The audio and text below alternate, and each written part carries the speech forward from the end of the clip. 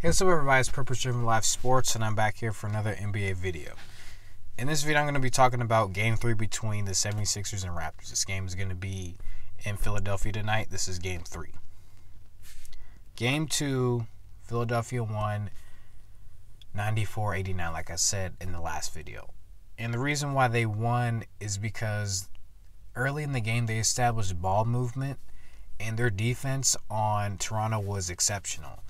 Now, you can say that Kawhi Leonard still did have his 35 points, which he did. Still shot well from the field, but what happened was I think they limited a lot of chances that Pascal Siakam had at the rim. They were drawing offensive fouls. They were getting steals. What we don't give a lot of credit for to Philadelphia is that they're an excellent rebounding team, and when you rebound, to me in the playoffs, it.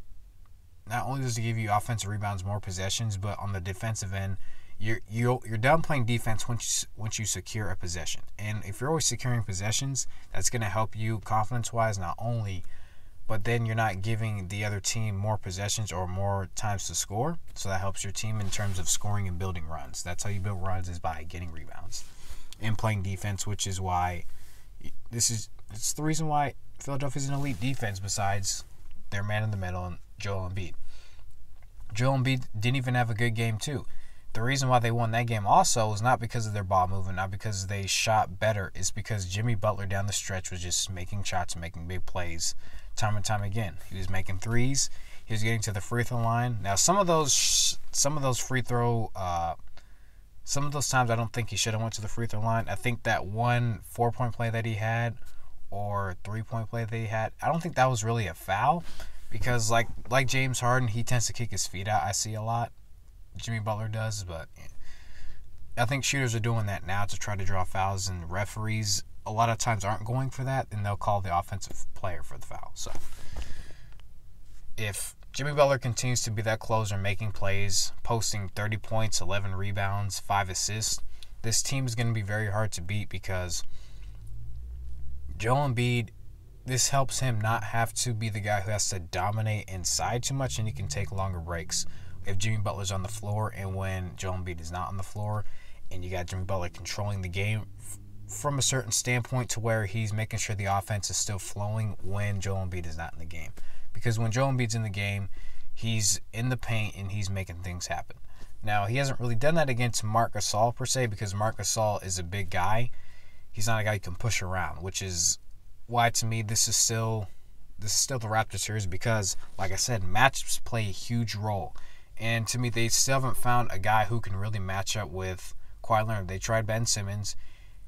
It's not that Ben Simmons is not as fast as Kawhi, because I think he might be faster. It's that Kawhi has a lot of moves. He's become a great ball handler to where he knows where his spots are and he likes to get to those spots. He's got a great mid-range game. He finishes through contact, so he's getting to his spots a lot, and he's making and ones. He's getting to the basket. That's really helping him. And for Toronto in Game 2, their bench was pretty much non-existent. They didn't come out and have a good game.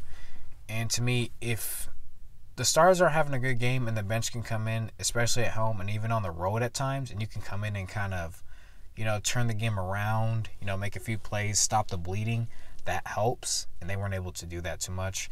Even though the game did get close in the third and fourth quarter, their bench to me was really the problem in them not being able to come back and win this game. And their starters having to, they were put in a tough position to make shots, and when you're in the playoffs, that's tough, and you're not going to come back from a lot of games that way. I will say that Kyle Lowry still has to play better.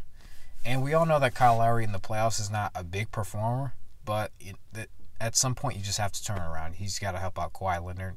Danny Green didn't have a great shooting game. I think that'll get turned around. I think that was just one bad game for Danny Green. He's a great 3-point shooter. He's a good defender. So that part doesn't worry me. And one thing I'm not also worried about with Toronto is that their defense is great. They are going to have sometimes they have lapses in quarters and for runs, like every team does. But to me, they've played really good stretches where they don't allow teams to pull away, and they did not allow Philadelphia to get too far ahead to where they could not come back. So I will give Toronto, credit for that part. Their defense is still playing at a high level. Joel Embiid has to have a big game at home if Philadelphia wants to have a chance of winning the series. If Philadelphia wins this game, I'm still going to pick the Raptors because I think the Raptors have a better bench. They're more experienced and more talented, in my opinion, because of how deep they are. They're not more talented talent-wise, but I'll just say they have more depth, so they can go to more options. Joel Embiid has to have a big game. Ben Simmons, to me, has to have 18 points, and he has to be efficient with his 18 points and getting his 8 assists that he usually does, his seven rebounds. If he's doing that, that's very effective for Philadelphia because then he gets to push the tempo. He gets to run up and down the court, which he loves to do because he's a better guy in transition than he is in the half-court offense, which is another reason why Philadelphia's having issues because they're not getting out in transition as much, even though they did do that in Game 2. When they were getting turnovers, they were getting rebounds.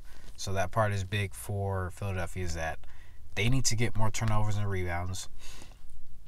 I'll say that they're held down pat on the rebounds, but they got to get more turnovers. Ben Simmons has got to get out and run, and then those shots, along with their ball move, is gonna generate more points. So that's gonna do it for this video. So I'll say this: I will pick the Raptors to win this game because I think the Raptors are gonna bounce back big. Not like big as in a blowout. I think they'll just bounce back and win this game. Here's one thing I think is funny though. We put a lot of faith in teams like the Raptors just because they have, for some reason, the Raptors are always having good players on their team. They usually have a really good bench, which they've had the past 4 or 5 years. And to me, the constant guy that's not really just been there and been consistent is Kyle Lowry.